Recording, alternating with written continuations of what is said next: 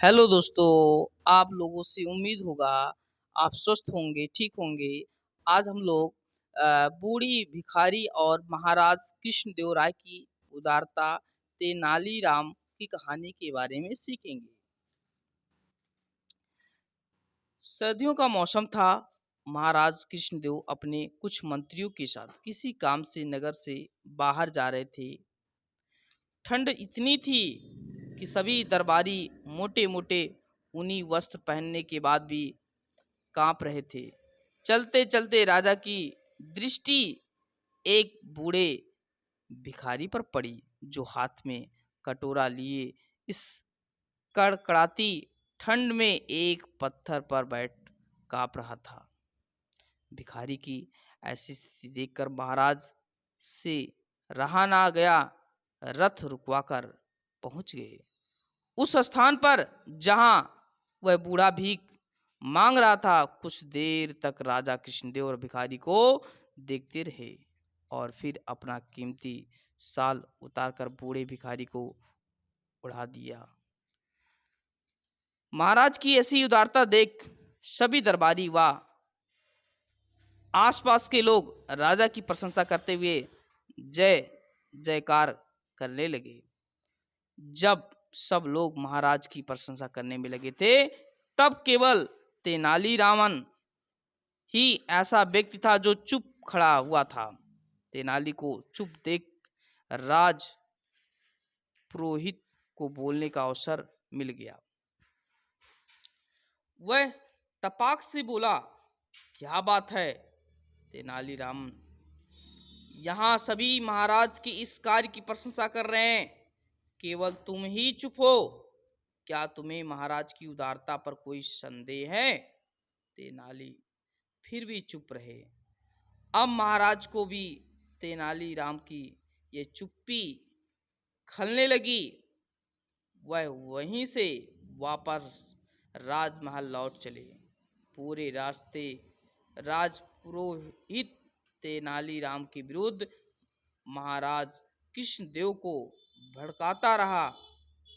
अगले दिन जब दरबार लगा तो सबसे पहले दरबार में महाराज ने तेनालीराम को संबोधित करते हुए पूछा, लगता है तुम्हें स्वयं पर अधिक घमंड हो गया है। तभी कल तुम चुपचाप खड़े थे। महाराज के पूछने पर भी तेनालीराम कुछ नहीं बोले। अब तो महाराज की तिल मिला उठे और तेनाली को 1 वर्ष के लिए देश निकलने की सजा दे डाली। सजा सुनाते हुए महाराज ने कहा, तुम अभी विजयनगर को छोड़कर चले जाओ और जाते समय अन्य सभी कुछ यही छोड़कर केवल एक वस्तु अपने साथ ले जा सकते हो। बताओ तुम क्या साथ ले जाना चाहते हो? तेनालीराम ने मुस्कुराते हुए कहा, महाराज, आपका दिया दंड भी मेरे लिए पुरस्कार के समान है, लेकिन आपकी आज्ञा है तो मैं अपने साथ वह साल ले जाना चाहता हूं जो कल आपने उस बूढ़े भिखारी को दिया था। तेनाली की बात सुनकर दरबार में उपस्थित सभी दरबारी और महाराज सन्न रह गया। भला दिया गया साल वापस कैसे मांगा जाए? ऐसा करना तो महाराज का अपमान जैसा होगा। अब चूंकि साल का मामला दंड से जुड़ चुका था, इसलिए महाराज ने आदेश दिया कि उस बूढ़े भिखारी को साल सहित दरबार में वो उपस्थित किया जाए। आदेश का पालन करते हुए सैनिक कुछ ही देर में बूढ़े भिखारी को दरबार में लेकर आ गए। राजा कृष्णदेव ने उस भिखारी से कहा, कल जो साल हमने तुम्हें दिया था वह हमें वापस कर दो। बदले में हम तुम्हें अन्य बहुमूल्य वस्त्र और साल देंगे। राजा की बात सुनकर भिखारी घबरा गया और इधर उधर बगले झांकने लगा। सैनिकों के जोर देकर पूछने पर उसने कहा, महाराज, वह साल बेचकर तो मैंने रोटी खा ली।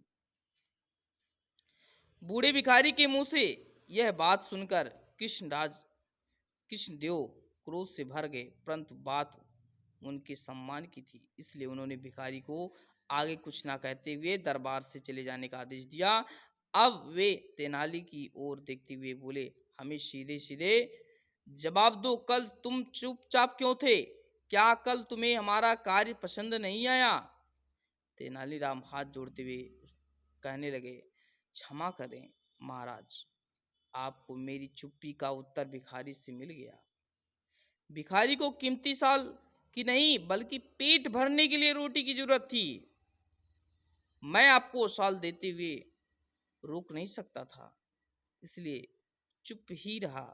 राजा कृष्णदेव राय को तेनालीराम की बात जच गई। उन्होंने तभी अपने मंत्रियों को आज आदेश दिया कि नगर में ऐसा प्रबंध करो ताकि किसी भी नगरवासी को पेट भरने के लिए भीख ना मांगनी पड़े। प्यारे दोस्तों, यदि ये वीडियो अच्छा लगे तो अधिक से अधिक लोगों के बीच में शेयर करिएगा और कमेंट करना मत भूलिएगा। धन्यवाद।